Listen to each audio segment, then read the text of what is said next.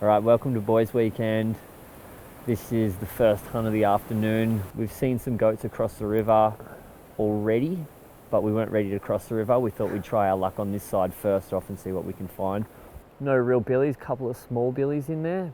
It was cool watching. There was a couple of little billies that were almost playing like King of the Hill sort of thing, like getting up on a log and like fighting who could have the highest spot. So that was pretty cool to watch. A couple little kids running around, one trying to jump on the other. But yeah, no, it was cool. Like, it was nice to just see them, and it was nice to actually confirm that there's still a few goats getting about, which is good. Tommy and I are both looking to fill the freezer, so hopefully we can get some wild game. Is the plan. Hopefully cook up some good recipes for you by the campfire. All right, get a move on.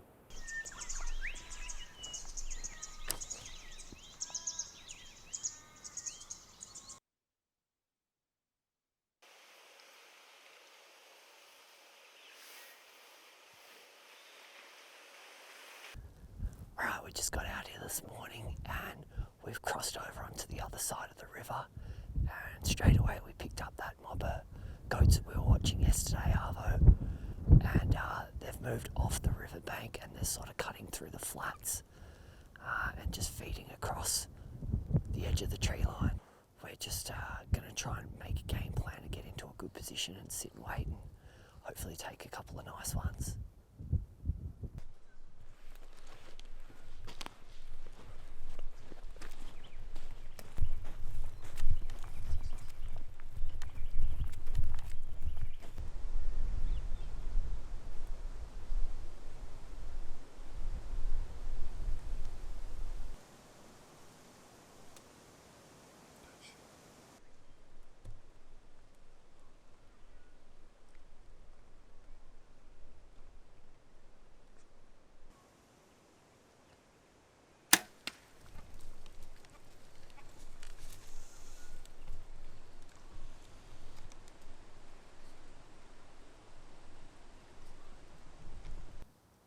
Alright, so we followed the mob of goats around the river for a little bit, and then we ended up cutting them off and slowly making our way towards them. They came off the river and they ended up bedding up in the sun and splitting into two. So half of them started bedding up around a tree, and there was about 5 or 6, this little black and white one included, that kept feeding towards us.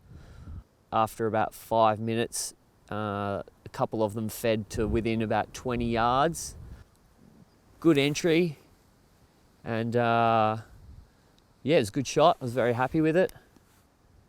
So got some meat, so we'll probably butcher her up and take her back to camp and put her in the slow cooker or cook some backstraps on the fire.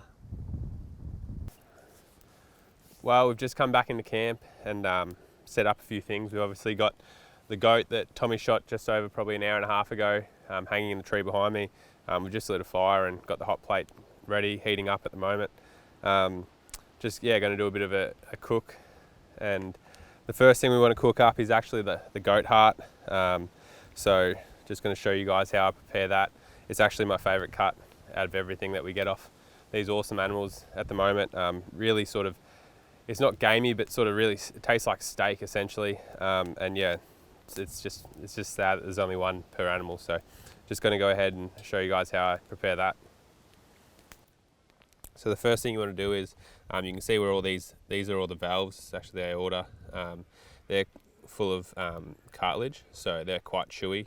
Also this fat at the top, unlike sort of beef fat, it doesn't gelatinize when you cook it. So generally the first thing I actually do is just cut the top off, which looks quite wasteful, but realistically it's only those sort of bits in there.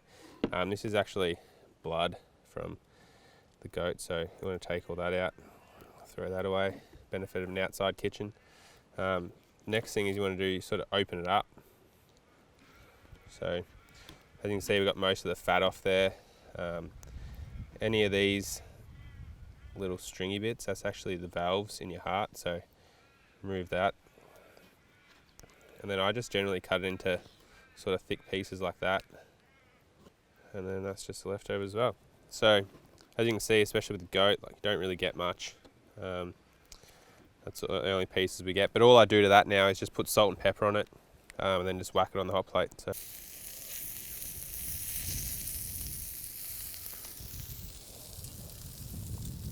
So those are cooked. I'm happy with them, so just going to take them off. And that's it. Little entree. Well, time to sample what we got this morning. Can't get any better. So the next thing that we're going to do for our lunch is just cut out some back straps and going to make sort of a kebab style. But I'll just show you how I cut the back strap out, and just one trick for cleaning it that just makes everything so much easier. So the back strap starts here and runs all the way down. Once it gets to about behind the front leg, the muscle that is known as the back strap actually changes and forms another muscle that runs all the way up the neck. So the back strap you're sort of looking at is about this long, but here this white line is the spinous processes of the vertebrae, so it runs in sort of a little gap in there. So what I normally do is I'll get my knife and just slide it in along the vertebrae and run all the way down, go across. And the hardest bit is just starting it. And you can see it just on the edge here, so it makes it easier just to do a cut along the edge as well. So once you've started at the end here, it's pretty easy. You just get your knife in underneath it.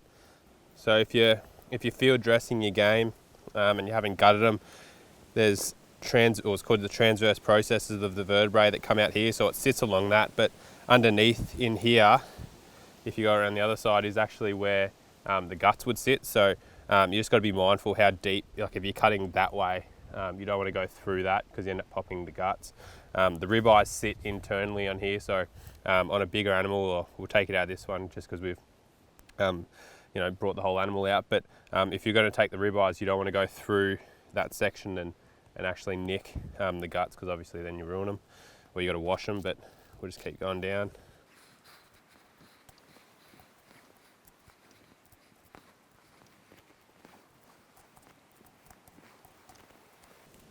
So about here, if tummy comes in a bit closer, you'll see that the muscle actually changes into another muscle here. So the back strap sort of dwindles off and thins out just there. So what I'll do is I'll probably just cut it off here. I'll take the whole thing off. So that there is back strap, obviously pretty small in a goat, but massive in a sambar deer. And next thing I'll just show you how to clean it properly, but just show you an easy way to get rid of this silver skin on the top of it. So what you want to do now is don't take a nice sharp boning knife. You actually want to take something that's I wouldn't say blunt, but what you do is if you cut straight across and then you're left, you can sort of see it in there, you're left with all the silver skin on the other side. And what you want to do is almost cut transversely straight across it and sort of push, and you can just see all that coming away nicely. And finish at that end. So pretty much no wastage there, just missed a little bit of fat on that end. Turn it around. Same thing, hold this and just push. For years when I was a little kid, I used to try and trim it all off, and you just waste so much of it. Found using this method, I just wasted a whole lot less. So 2 bits, ready to cook, ready to marinate, whatever you want to do. Freeze it, give it to someone, I don't know, but that's clean. A little bit of fat here, but that's not going to make it chewy. If anything, prevent it from drying out. So what I'm going to do now is slice this into probably maybe 2 centimetre cubes thickness. So also going to grab an onion. So what I'll do is cut it in half. Just going to keep it like that. And the next thing I want is some capsicum. Don't need the head, don't need the core, obviously. Just sort of cut it into sections. Now all we got to do is just section of meat, prick it through, push it all the way to the end. Grab a little bit of onion. So this lovely big thing is called the omentum, which is just like a fatty sheet. It's within the abdominal cavity, and the intestines and sort of stomach sit inside that. So what I'm going to do is actually, to protect the meat inside and make sure it stays moist, wrap it in this. So go ahead and do that.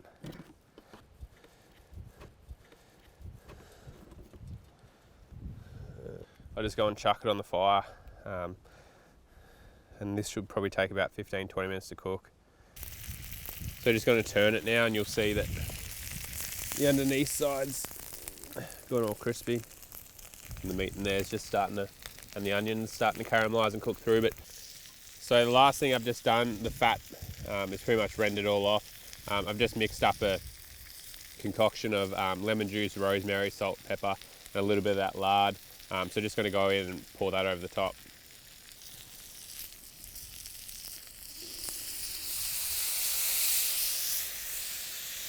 So you're just going to leave that for a minute, and that'll be it. So just going to take it off now.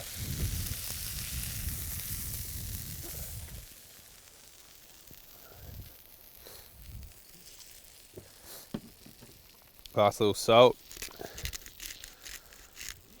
That's it. Oh, everywhere.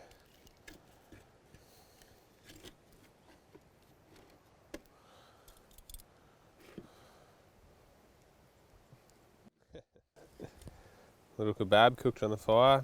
Get rid of these fatty bits.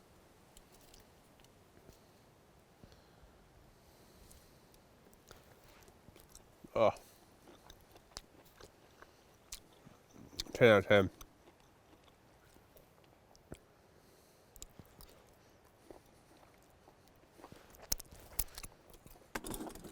That's beautiful.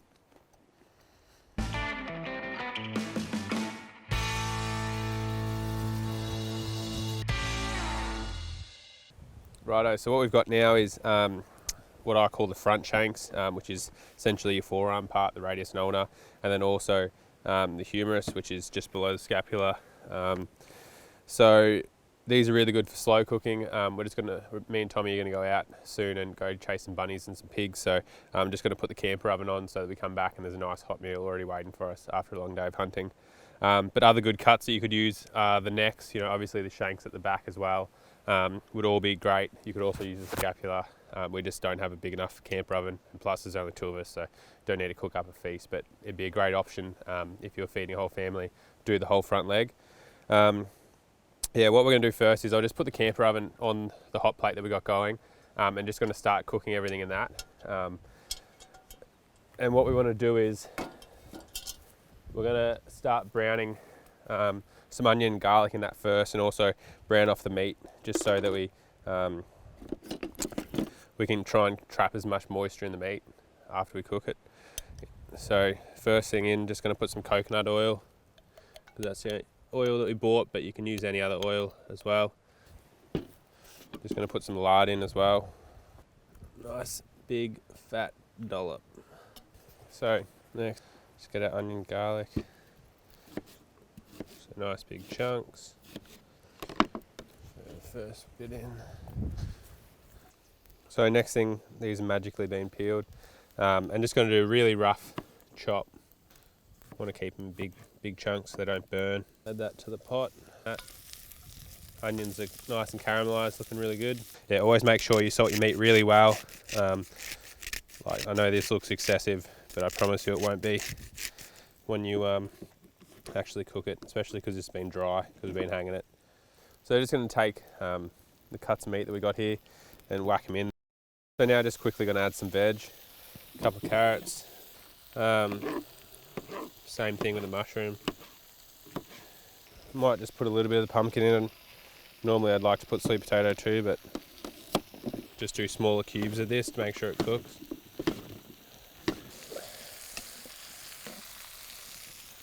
So essentially now just going to fill it up with beef stock and change the cooking process from searing it to just a slow sizzle. So just adding a couple more things. Firstly, a whole lot of rosemary. Also just going to add some bay leaves to it. A bit more beef stock because we don't want it drying out. Just going to add a tin of tomato paste as well. And a whole lot more salt and pepper. So just going to mix that through now. So next step of the process is that's ready to put in the ground. So what we're going to do is just chuck the lid on it. This is the final product. So what we're just going to do now is chuck a couple of coals up on the top of the lid and then just bury it, essentially. So I've just finished burying the camp oven. What we've done is cleared all the area around it and put water all down there so nothing will light on fire. Me and Tommy are about to head out and go for a walk, hopefully find some rabbits and maybe a pig or two. But yeah, we'll come back in a couple of hours and this should be cooked.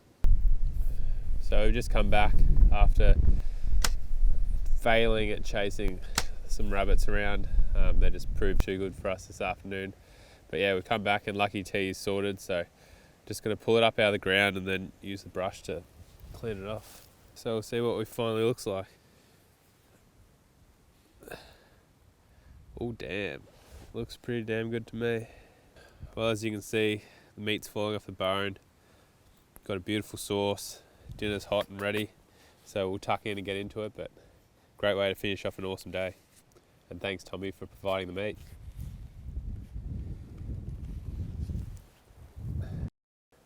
Thanks for tuning in, guys, and hope you enjoyed the videos. Hope you maybe got something out of the recipes or learned something that you implement into whatever you do, hunting, cooking, whatever.